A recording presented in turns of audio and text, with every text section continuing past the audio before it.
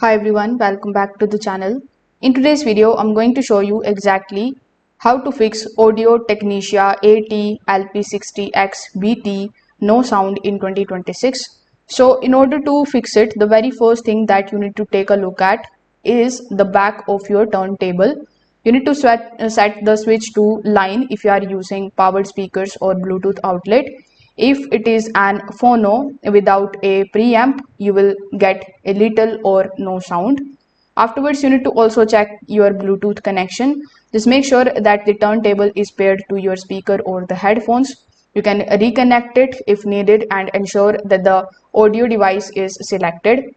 Afterwards, you can increase the volume on your speakers or the headphones. Just remember that the turntable itself doesn't control the volume.